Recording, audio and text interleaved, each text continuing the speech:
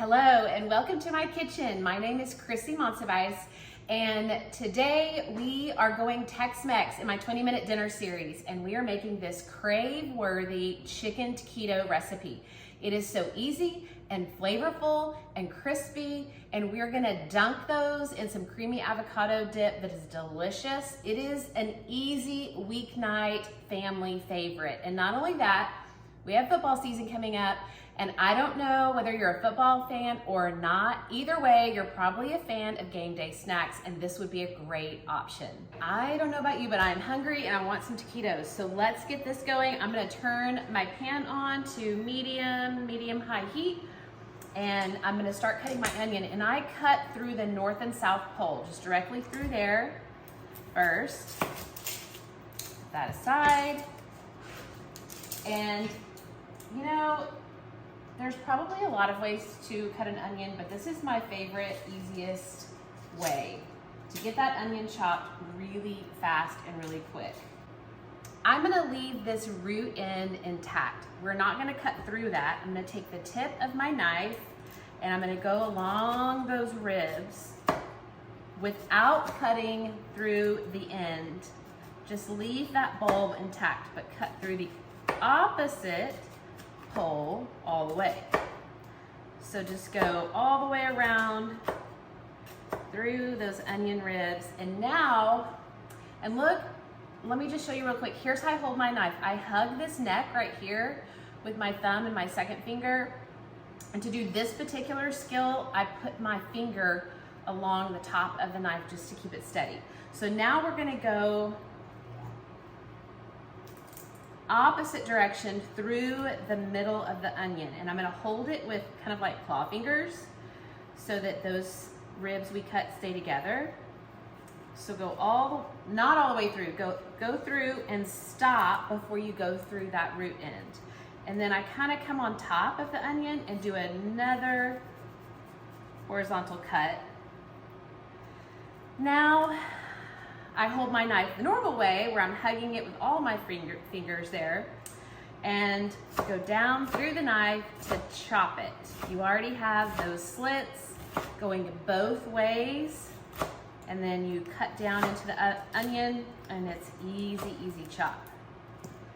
So onions chopped, pan is heating, add a little olive oil. Now listen, if you're not an onion fan, you can totally skip this step, actually. It's not necessary. I just like anything with sauteed onions in it, so I'm gonna add those, but it's up to you. Some families are not onion fans, some kids are not onion fans.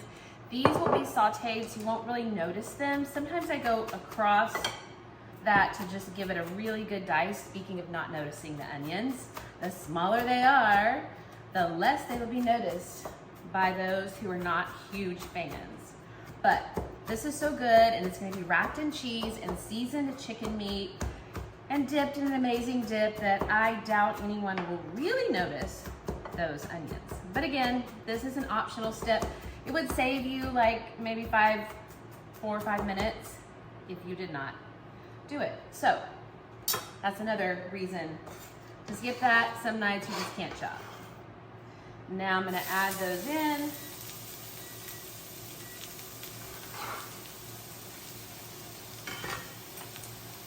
Let them kind of stir around in the olive oil. All right, our onion is nice and soft and sauteed. And so next we're gonna add our chicken. Now I buy, for this recipe and a lot of other recipes, to just cut our time like in, I don't know, at least half. I buy shredded chicken that is rotisserie chicken already pulled off the bone. And you can find this at your grocery store, usually in the deli section, but you can always ask. They've taken their rotisserie chickens and they have just pulled the meat off for you. This is all white meat. I got this at Costco, and I will buy them whenever I see them there, put them in my freezer, these big packages of rotisserie meat, and it's such an easy meal hack. I love it, and it's really great, and it's flavorful. Now, I wanted to show you while we were here my favorite kitchen tool, and these are my kitchen shears, and I use these every single day, multiple times a day. And if you don't want to like pull apart the chicken or it's not shredded to your liking, you can just cut that up directly into your pan or your bowl if you're prepping, and the shears make it so easy. So keep those handy whenever you're cooking. Now I added my chicken in there. I think I'm gonna turn the heat down just a little bit, and now we're gonna season this. This is a great thing. Like, if the chicken's already cooked, we don't have to cook the chicken. We're just gonna lickety-split, add some seasonings. And I'm using my chicken spice rub that is just a mixture of some smoky, sweet, garlicky, peppery seasonings. I can smell it. Ooh, that smells good. And I'm gonna add that to my chicken and onions and get that all stirred, mixed in. I think it's nice to have some spice blends that you really like. You can totally make your own like I did, and I just keep them in these Weck jars.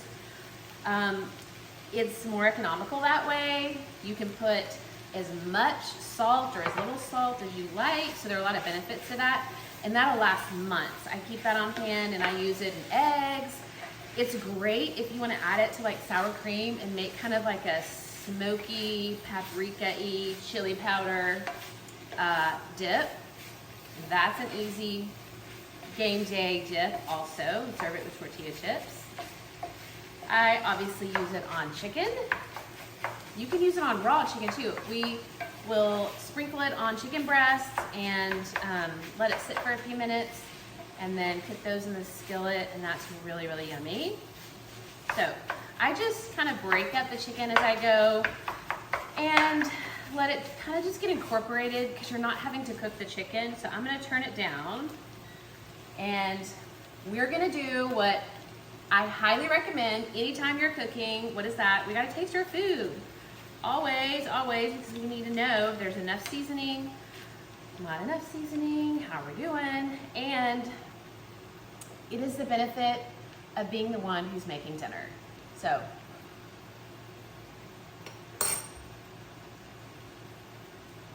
okay, that is great. Enough spice rub. I'm gonna add some green chilies, just a can of green chilies, and a little bit of salt. I mean, that's why you gotta taste it, because maybe you want more salt, maybe you want less. I just wanted a little bit more. And some Mexican oregano. Now, if you have maybe a teaspoon, half teaspoon-ish. If you have regular oregano, you can use that, but there is a difference in regular oregano and Mexican oregano. And here's the lowdown. The lowdown is regular oregano, like Greek oregano, or I think there's Italian oregano. They're gonna have a little slight sweetness and peppery aroma, and they're great in a lot of those Mediterranean dishes. And then Mexican oregano is a completely different species. I mean, imagine that. They're both called oregano. But it has a more bright, citrusy kind of flavor, which is one of the reasons I love to use it in Mexican food, because Mexican food can have a deep, smoky, rich flavor, and it's nice to balance that out with a little bit of brightness, a little bit of citrusy. It's kind of like we like adding lime juice to all of our Tex-Mex stuff. That's the whole idea. So I use Mexican oregano whenever, actually I just keep Mexican oregano, and I use that a lot. I grow the regular oregano on my patio, and I'll toss that into other things that I want a little bit more of a Mediterranean feel. So we are good and incorporated.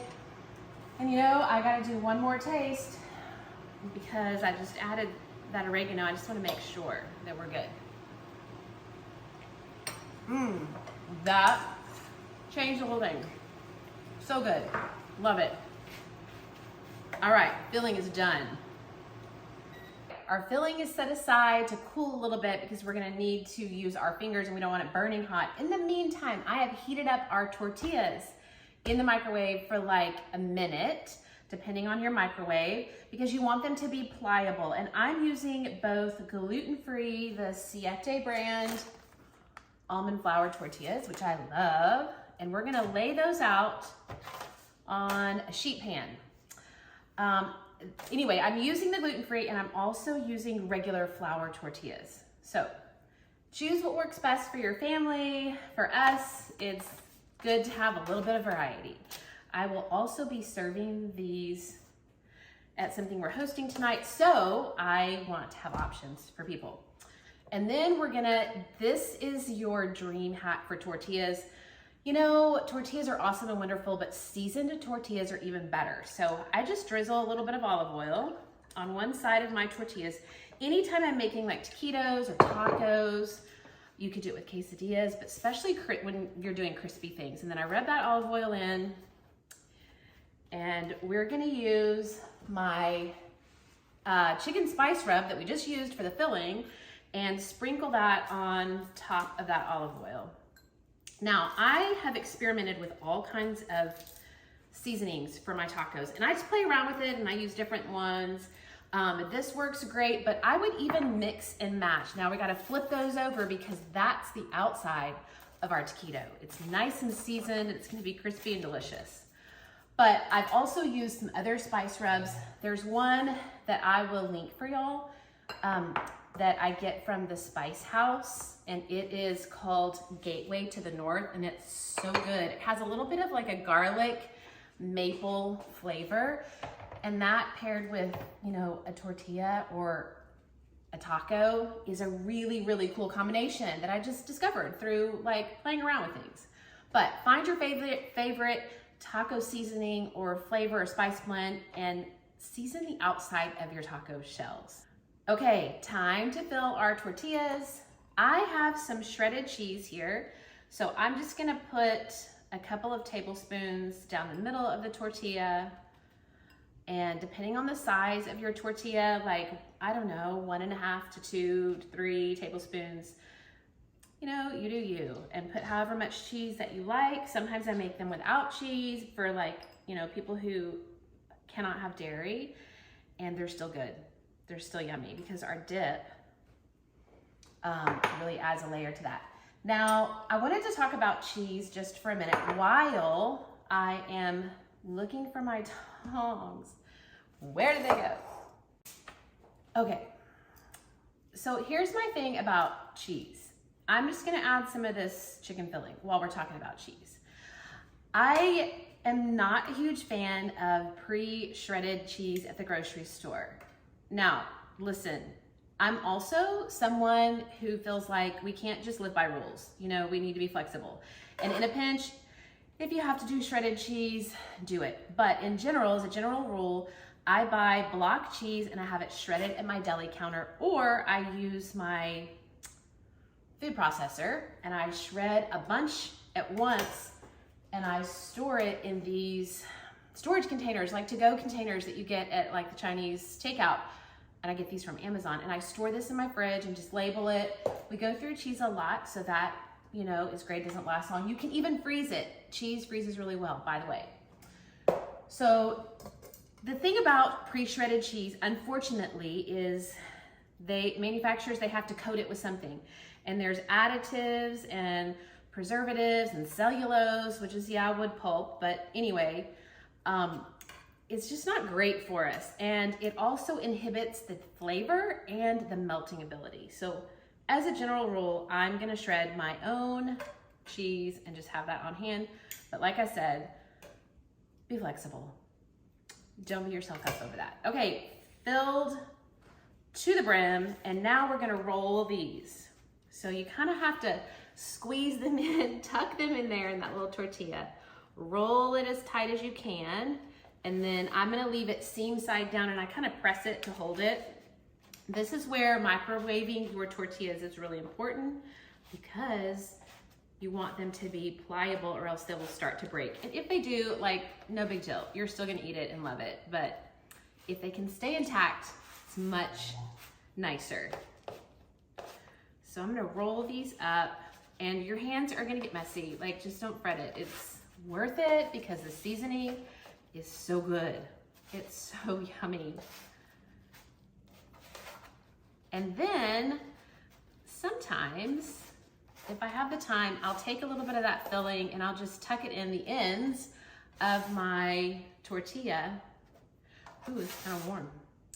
And fill, you know, there's sometimes a gap when you're rolling things on the ends, and so just tuck that in. That keeps everything all snug in that little rug. And you have filling all the way to the end of the taquito, which I'm a huge fan of. I don't know, maybe you like the just like empty crispy ends. That's okay too. Okay, my taquitos are rolled and ready, and we're gonna pop these in the oven. I have my gluten-free version on this pan, my regular tortilla on this pan. It makes like a dozen, and they're gonna get crispy on the outside and melty and gooey on the inside. And while that's happening, we're gonna make our dip. While our taquitos are crisping up in the oven, we're gonna throw together a really delicious, very easy, creamy avocado dip. And one of the things that I like to do in pulling together a 20-minute dinner and make sure that it comes off easily is this idea of mise en place. And you've probably, if you've listened to anything I've said, you've probably heard me talk about this because it makes your cooking easier, faster, more enjoyable. And mise en place just means that we're gonna have everything organized and ready to go before we even start cooking, right here in place. And so sometimes I will just take my ingredients and put them together on a sheet pan like this the night before, have it in my fridge, and have it ready to go. I really need a spoon for this. So I'm gonna double this recipe, this creamy avocado dip, because I am a batch cook. And that just means if I'm making one dip recipe that we love and I wanna maybe use it for a dressing also, or have some on hand for the rest of the week, I am just gonna double batch it. And it's a great way to just love your future self. So we can have this creamy dip with our taquitos tonight, and then we can have it later in the week on chicken, or make it into a dressing. And I'm gonna show you how to do that from a dip, really easy, and have it on the salad. So double batch, I'm a fan. Avocado, we're gonna add some jalapeno and garlic and cilantro. And here's kind of how I measure my cilantro. I just pull some up and I just twist it off. We probably need about that much in here. I don't get like the bottom stems that are a little tougher, but the top stems that are really, really tender, it's no big deal. You can totally add those. Salt and pepper, and Greek yogurt, unsweetened, not flavored like vanilla, just plain Greek yogurt, and lime juice. And I don't have my juicer handy, so I'm just gonna show you a little trick with juicing citrus.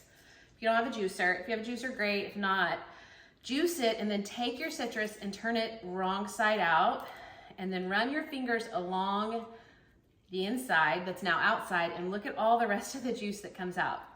It is a great hack for getting the most out of your citrus. And Alexa is telling me that our taquitos, I think, are done.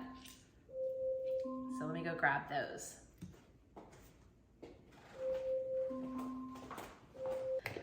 Okay, ingredients in for creamy avocado dip. Taquitos needed a few more times in a few more minutes in the oven. So here we go.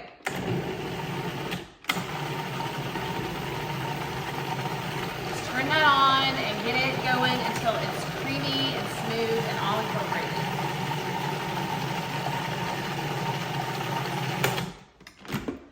Okay, when I take it off to kind of zhuzh down the sides where maybe some pieces of avocado get stuck, I take the opportunity to taste it.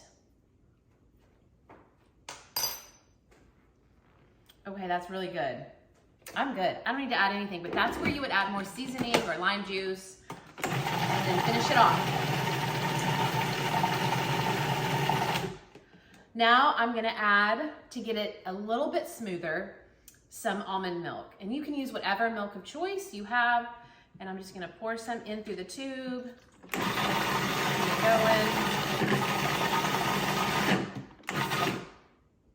A little more.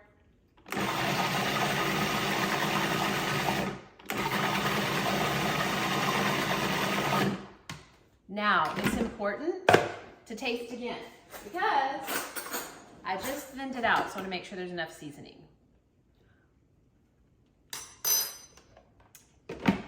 Perfect.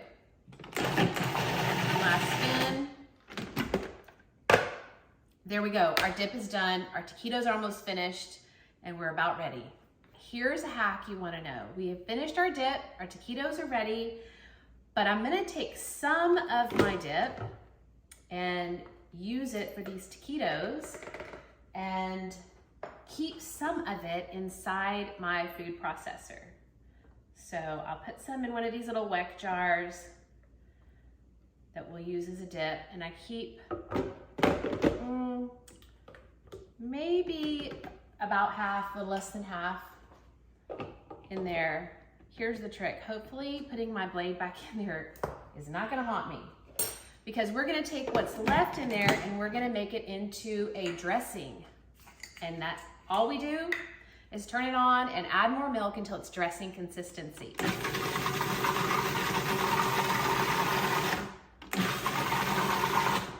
Okay, gotta test it.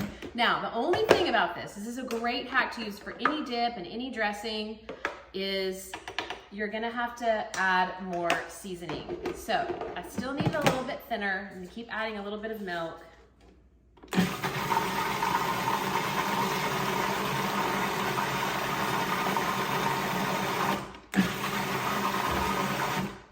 The idea is you're just eyeballing it at this point. You don't need to measure. Okay, I think that's good. So I got a taste. And the milk did what I thought it would. It watered down just a little bit. But you have all those seasonings on hand already because you just made your dip. Add a little bit more. I'm just doing more lime juice, a little pepper,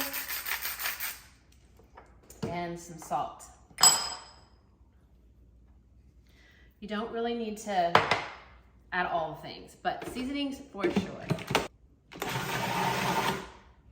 So now you have dip for your taquitos and dressing for our little 1-minute slaw that I'm gonna show you. Our dip is done, our taquitos are done, and now I just have a bagged coleslaw, and I'm gonna take a little bit of that dressing, the dip we turned dressing, and I'm gonna drizzle it on to that slaw. And I have some tongs here, and then I'm just gonna toss it, give it a little toss. Now, I happen to have some green onions from something we had over the weekend. So I'm gonna toss those in. They were just in my fridge. If you have any kind of things chopped up, maybe purple onion, maybe serrano peppers, you can add that to it. Now I'm just gonna snip some cilantro on top of it. And this is a perfect little side dish with anything Tex-Mex when you just don't want to go to a lot of trouble. So that came together like in 30 seconds. There we go. We have our slaw ready. And now we're gonna take, the taquitos look so good. These crispy taquitos, look at that, how that crisped up in the oven. And I love the like singed edges that are extra crispy. And I'm gonna take a serrated knife and I'm gonna diagonally cut through middle. A serrated knife will just help to eliminate crushing your taquito as you cut it. Oh yeah, that looks amazing. And we're gonna grab a plate and toss this on here. I'm gonna add a little bit of that slaw. Now, you know we need some dip, but I like to drizzle on a little bit of sour cream, or you could use Greek yogurt and add some lime juice and salt to it. And I just thinned out my sour cream with a little bit of that almond milk I had standing by, making my dip. Ooh yeah. My family loves sour cream, so that's gotta go on there. And if you're feeling extra, then take some more of that cilantro, and there you go. Just snip it on. Also have some salsa, and we have our dip, and we are ready to taste this delicious 20-minute chicken taquito scrumptiousness. I'm going for the dip. Oh, heck yeah. I'm gonna dip right in. No double dipping, but initial dip.